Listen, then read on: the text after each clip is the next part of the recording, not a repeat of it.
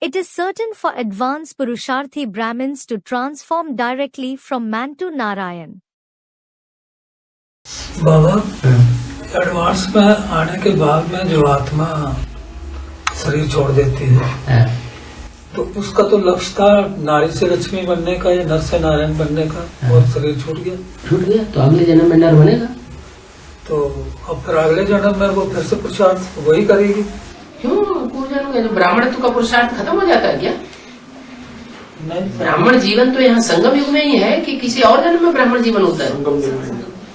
गीता में तो लिखा हुआ है जो ज्ञान लेते हैं वो ज्ञान कभी व्यर्थ नहीं जाता। ईश्वरीय ज्ञान तो अविनाशी ज्ञान है। वो अगला जन्म लेंगे वहाँ भी जाकर के वही ज्ञान जल्दी उठा लेंगे। तो कंचन का तो बनाने जाना। जब यहाँ जन्म में लक्ष्य मिला हुआ है, सारे जीवन में यहाँ लक्ष्य क्या लिया अंतिम समय में कि हमें कंचन काया बनाना। भले खुदा ने खास्ता शरीर छोड़ दिया, कोई भक्ति का संस्कार पक्का हो गया, शरीर छोड़ना पड़ा,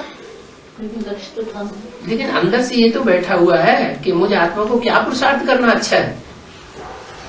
जो पुरुषार्थ करना है वो इसी जन्म में प्राप्त करना है या नहीं करना है? इसी जन्म में आपको शरीर रहते रहते हमें प्राप्ति करनी है। तो बुद्धि में बैठा हुआ है तो अंत मते सुगति होगी।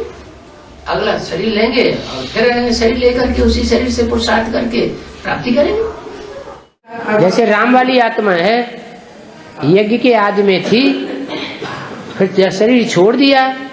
सीता वाली आत्मा है, आदि में थी, शरीर छोड़ दिया। जगदम्बा वाली आत्मा है, यज्ञ के आदि में थी, शरीर छोड़ दिया। फिर दोबारा ज्ञान में बेसिक में आती कि नहीं आती?